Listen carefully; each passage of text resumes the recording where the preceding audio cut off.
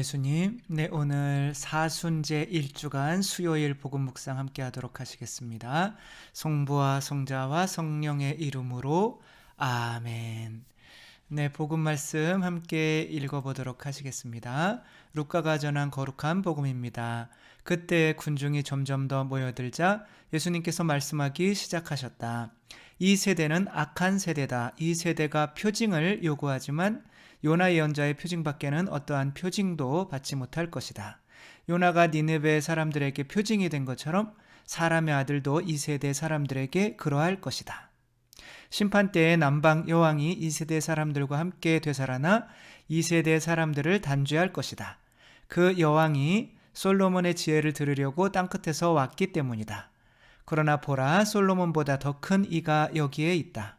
심판 때에 니느웨 사람들이 이 세대와 함께 다시 일어나 이 세대를 단죄할 것이다. 그들이 요나의 설교를 듣고 회개하였기 때문이다. 그러나 보라, 요나보다 더 큰 이가 여기에 있다. 주님의 말씀입니다. 그리스도님 찬미합니다. 네, 오늘 복음에서 이제 항상 표징을 요구하는 사람들이 있죠. 예수님, 당신을 믿으려면 하늘에서 내려오는 표징을 좀 주십시오라고 해서 예수님께서 이제 나병 환자를 고치시는 것도 하나의 표징이죠, 그렇죠? 이렇게 몸이 허물어져가는 그런 사람을 다시 진흙으로 사람을 만들듯이 고쳐주시는 것도 하나의 표징이긴 한데, 그런 걸 보면서도 계속 표징을 요구하는 거는 믿을 수가 없어서 믿지 않는 것이 아니라 믿기 싫은 거죠, 그렇죠? 그래서 어떤 사람은 그냥 자기 사랑해라고 한마디만 하면 믿는 거지만, 어떤 사람은 그냥 매일매일 사랑한다는 소리를 한 번이라도 안 해주면 마치 사랑을 안 하는 것처럼 믿지 못하는 사람들이 있는 거죠. 그래서 누군가를 믿게 하는 거는 그 사람이 분명히 뭐 믿게 할 수 있는 표징이 있기는 하겠지만, 선물도 주고 표현도 하고 하기는 하겠지만, 그 사람이 그런 사랑을 표현하는 것보다는 그 사람이 이 사람을 믿으려고 하는 건지 믿지 않으려고 하는 건지에 더 큰 영향이 있는 거죠. 그래서 예수님께서 오늘 복음에서 말씀하시는 것들 중에 남방 여왕이 보통은 지금은 이제 뭐 학자들은 에티오피아라고 이렇게 이야기를 하더라고요. 에티오피아면 이제 흑인이었겠죠, 그렇죠? 여왕님이 이제 솔로몬의 지혜를 듣고 찾아왔는데, 내가 지금 솔로몬보다 더 지혜로운 사람이고 사실 지혜 자체인데, 너희는 그렇게 지혜를 찾으려고 하는 그런 마음이 없어라고 표현을 하시는 거죠. 그래서 그들이 믿지 않는 거는, 내가 만약에 이 사람이 나를 사랑합니다라고 하는 거를 내가 믿어버린다. 그러면 만약에 부모가 내가 너 엄청 사랑했어, 근데 나는 지금 부모를 엄청 미워하는 사람이에요. 근데 그 사랑을 믿어버리면 지금까지 내가 부모에게 가져왔던 이 앙심이나 뭐 이런 것들은 잘못된 거고, 또 내가 부모를 또 이렇게 막 하면서 비판을 하면서 내가 지금 못 살고 있는 것에 대한 핑계를 부모한테 댈 수 있잖아요, 그렇죠? 그런 것도 없어지는 거고, 또 누군가를 판단하면서 내가 지금 내 자신을 정당화하거나 그리고 내 자신을 높이는 거죠. 누군가를 판단하는 거는 그런 모든 것들이 사라져버리는 그 아픔을 나는 갖기를 싫으니까 내가 그 사람의 어떤 사랑을 믿지 못하는 거지, 그 사람의 사랑 때문이 아니라는 거죠. 그러니까 예수님께서는 이만큼 보여줬으면 이제 충분히 믿을 만한데, 너희들이 믿지 못하는 거는 너희들이 나를 믿어서 잃게 되는 거. 그러니까 예수님께서는 돈도 가난한 사람에게 나눠주라고 그러고, 그런데 그들이 그러면은 내가 가진 이 부자인데 내가 이 돈들을 잃게 되는 거, 그리고 예수님께 무릎 꿇으면서 그동안 내가 다른 사람들한테 저 예수님은 뭐 잘못된 거다, 마귀 들렸다 하던 그런 것에서 자존심이 상하는 거 아니야, 지금까지 내가 해왔던 것에 대해서. 이제 그런 거 뭐 여러 가지 잃게 되는 것들이 싫으니까 그냥 버티고 안 믿는 거지. 그래서 우리는 하느님 나라 가서 나는 당신을 믿으려고 했는데 당신이 나한테 충분한 표징을 주지 않았어요 라고 할 수가 없다는 거죠. 이제 이런 이야기도 또 하죠. 나는 너희들한테 요나의 기적밖에는 보여줄 게 없다. 니네베 사람들이 요나의 설교를 듣고 회개하였는데 너희들은 내 설교를 듣고도 이제 회개하지 않는다는 거죠.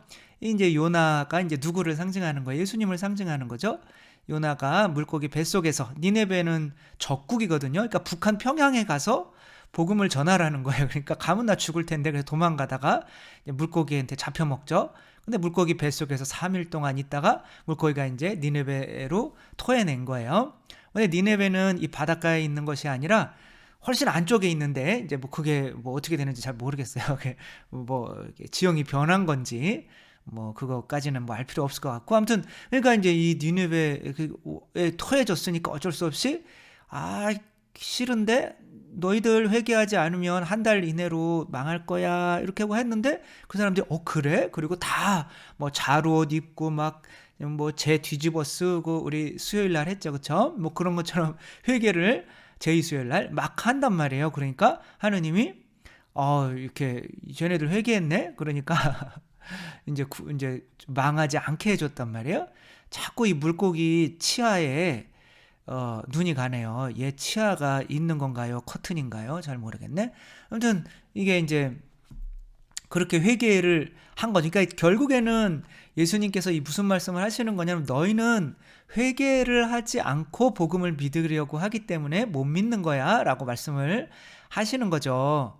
그러니까 회개라고 하는 것은 뭐냐면 어차피 내가 예수님을 믿어버리면 하느님이 누가 돼요? 아버지가 되는 거죠. 그렇죠? 그러니까 하느님이 아버지가 되는 거니까 이제 그분의 뜻에 순종해야 돼요. 이것은 내가 무릎을 꿇는다는 거거든요.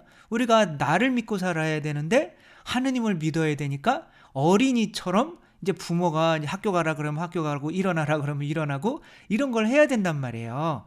그러니까 가진 걸 형제에게 나눠라 그러면 나눠줘야 되고 막 이런 게 싫은 거예요. 근데 그게 더 행복인 거를 아는 것을 회개라고 하는 거야. 그러니까 내가 하느님을 믿으려면 먼저 하느님을 믿어서 하느님께 순종하는 것이 더 행복하다라고 하는 것을 내가 알아야 하느님께 순종을 할 수 있는데, 나는 지금 내 뜻대로 돈 많이 벌고 세상에서 유명해지고 세상에서 먹고 마시고 세상에서 인정받고 세상에서 성공하고 그것이 더 행복이야 라고 이제 하고 있다면, 하느님을 믿는다고 하더라도 자기가 원하는 것을 위해서 하느님을 이용해 먹는 소처럼 내가 요물 줄 테니까 돈 많이 벌게 해주셔 이렇게 이용해 먹거나 아니면 아예 못 믿거나 둘 중에 하나 한다는 거죠.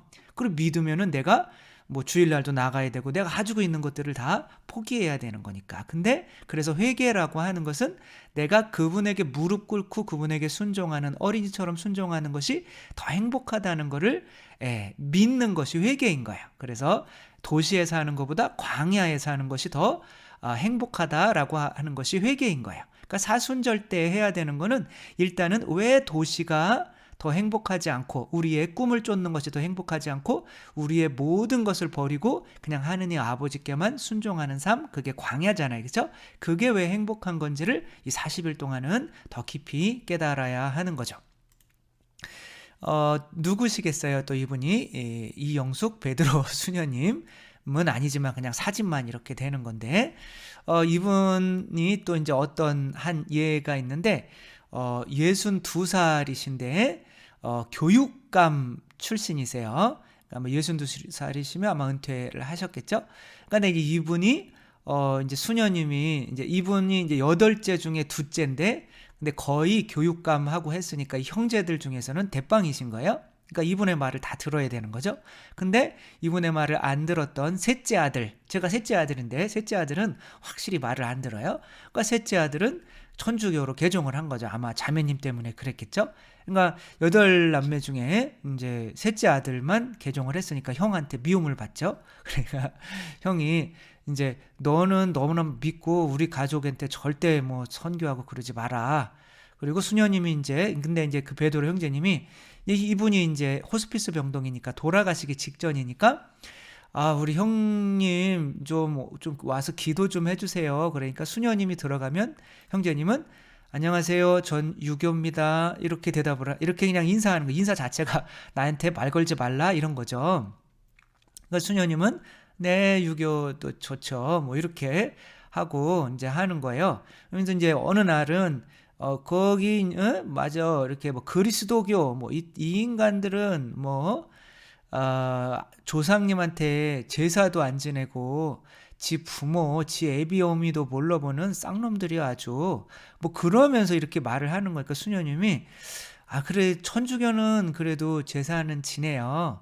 그리고 매일 지내요. 그러니까 뭐 어떻게 매일 지내냐고. 미사하면서 뭐 제사도 명절 때 하지만 미사하면서 제사도 이제 같이 부모님을 위해서 기도해 드리고 그런다고. 그러니까 아, 그래. 내가 생각했던 것보다 그렇게 그런 건 아니네. 예, 그래도 뭐 나는 유교요. 나는 조상들을 잘 섬길 줄 아는 유교요. 나한테 말 걸지 마시오. 그리고 이제 돌아가시기 직전이 된 거죠. 그래서 이제 베드로 형제님이 이제 형님이 이제 의식이 없어지면 돌아가시기 직전에 임종 전대사를 좀 달라고. 그러니까 이제 조건부 전대사라고 하는데 이것은 이분이 이제 믿었으면 구원을 세례를 받은 거고 안 믿었으면 이 세례가 소용이 없는 거죠. 그래서 이제 돌아가신 후에도 20분까지인가 뭐 줄 수가 있다고 하더라고요. 그러니까 그분의 영혼이 아직도 그 정도의 때는 남아 있다고 생각을 하는 것 같아요. 그래서 아무튼 그러면은 이제 그렇게 합시다. 살아있을 때는 받아들일 마음이 없으니까. 그리고 이제 돌아가시고 이제 숨 몰아쉬고 있고 이제 의식은 없는 상태 같고 형제들이 다 모여 있고 하는 가운데 이제 수녀님이 자, 이제 전대사를 드릴게요. 전대사라고 하는 거는 이분이 지금 숨이 깔딱깔딱 하고 있는데 그러니까 이 베드로 형제님은 환장을 하는 거예요. 지금 돌아가시기 직전인데 빨리빨리 전대사 주시라. 근데 수녀님은 하나하나 일일이 설명을 하는 거야. 예수님께서 우리를 위해서 뭐 해서 당신의 피로 우리가 그분을 믿으면 구원받고 이제 근데 그러면서 이제 한참 이제 그분이 안 돌아가시면 그렇게 또 대세를 이제 다 대세를 드리겠습니다. 그리고 이제 그 형제들도 이제 뭐 마지막이니까 그냥 냅두는 거죠. 그리고 이제 베드로 형제님이랑 같이 주님의 기도 성모송을 하는데 성모송이 끝나기 전에 눈을 팍 뜨는 거예요, 이분이. 그때 수녀님을 쫙 째려보는 거예요. 그러면서 그래요. 나는 유교에게서 죽었어. 나는 그리스도교로 새로 태어났어. 그러면 그렇게 말을 하는 거예요. 그러니까 사람들이 막 다 깜짝 놀라는 거죠. 그러니까 그 전에 이렇게 눈을 확 뜬 거예요. 떴더니 이 베드로 형제님이 아이고 형님 깨어나시면 안 되는데 우리 형님 죽어야지 세례받는데 어떻게 해요 수녀님 이렇게 하고 있는데 근데 이제 그 얘기를 안 들었으면 좋은 건데 아무튼 그러고 났더니 눈을 뜨고 수녀님 보면서 나는 유교에게 죽고 천주교로 새로 태어났어. 그러는 거예요.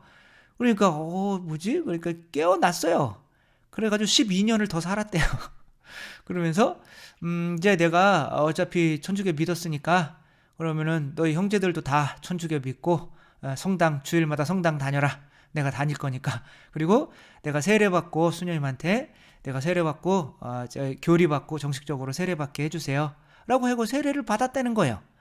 그러니까 뭐 딱 오늘 말씀에 맞는 또 예화는 아니죠. 그냥 이제 약간 좀 그냥 한 거지. 이게 맞추려고 하는 거죠. 그렇죠? 그래서 제가 말씀드리려고 하는 거는 그러니까 이분의 생각이 이분을 못 믿게 한 거지. 이분에게 어떤 기적이나 어떤 이런 것들이 있어서 이분을 못 믿게 한 게 아니라는 거예요. 그러니까 어차피 세례를 받았으면 그려 뭐 다 그냥 천주교 신자하지 뭐 그러면 믿게 된다는 거예요. 그러니까 내가 못 믿는 거는 어떠한 내가 이성적으로 뭐 조상들을 그리스도교는 섬기지 않고 뭐 이렇게 있고 뭐 돈만 바라고 뭐 주일날 놀러 다니지도 못하고 뭐 이런 왜 우리나라 사람이 서양 종교를 믿고 막 이런 여러 가지 이유들이 있잖아요. 그렇죠? 그런 것들은 다 핑계라는 거죠. 그래서 바리사의 율법학자들이 그렇게 했던 것처럼 회개를 하지 않았기 때문에 그런 거죠. 회개라는 거는 내가 그분 앞에 무릎 꿇는 거죠. 그게 싫으니까 회개를 하지 않는 거죠. 그래서 예수님께서는 하고 복음을 믿어라. 이게 진짜 중요한 거예요. 회개를 안 해요. 돈이 행복이라고 생각하면서 또 믿는다고 그래. 그럼 돈이 행복인 사람들은 뭐 교회는 돈 뜯어가는 집단이지 뭐 그러면서 아예 안 믿어요.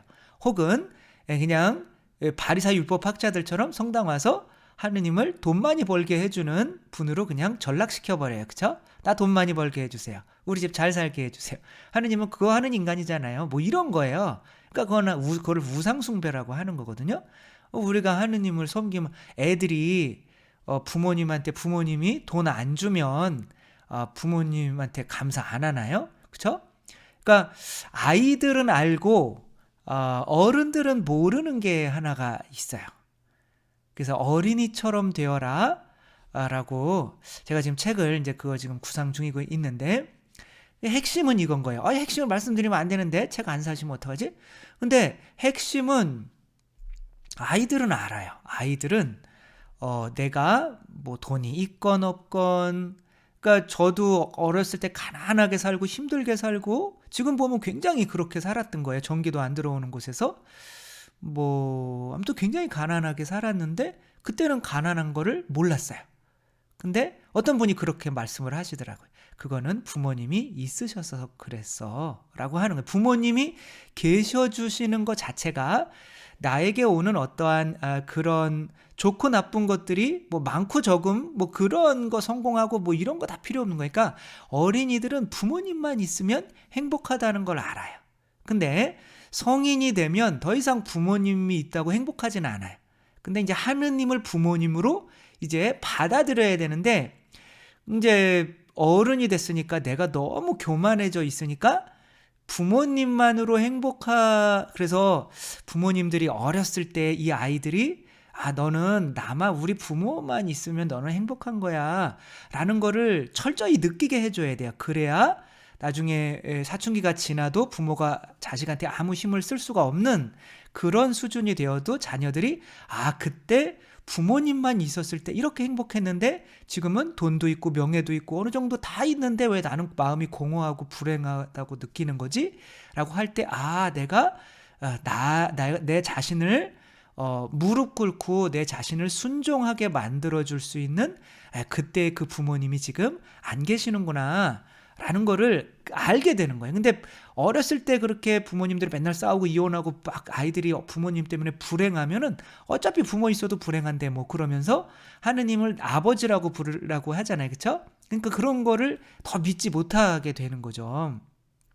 그래서 어쨌거나 아이들은 그래도 부모님이 있고 부모님에게 내가 순종하며 사는 것이 사춘기 때 부모님한테 반항하고 그 이후에 부모 없이 내 뜻대로 막 살아가도 되는 그때보다 훨씬 많이 웃고, 그쵸? 어린이들은 하루에 300번 웃는데요.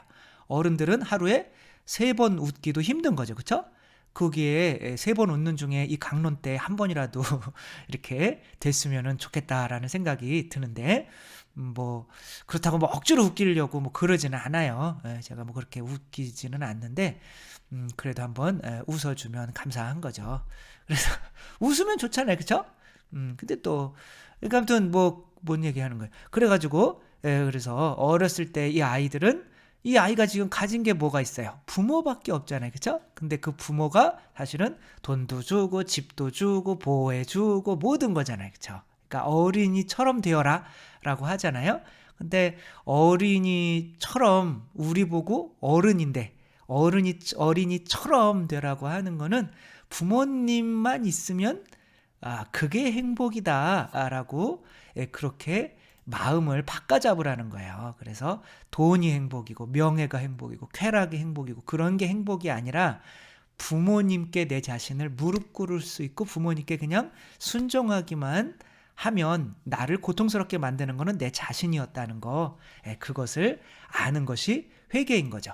그것을 알기 위해서 그 지혜를 깨닫기 위해서 도대체 뭐가 행복인가라고 남방여왕은 이렇게 먼 곳까지 찾아왔던 것이고 결국에는 하느님께 순종하는 게 행복이구나라고 니네베 사람들이 하느님께 무릎 꿇고 순종할 수 있게 되었다는 거를 또 생각하며 우리가 또 하느님을 못 믿고 어떤 나한테 큰 표징이 좀 있었으면 좋겠다. 내가 막 뭔가 어떤 송채영 하면 혀가 뜨거워지고 몸이 붕 뜨고 막 방언을 막 하고 막 그런 거 했으면 좋겠다라고 하면 힘들다는 거예요.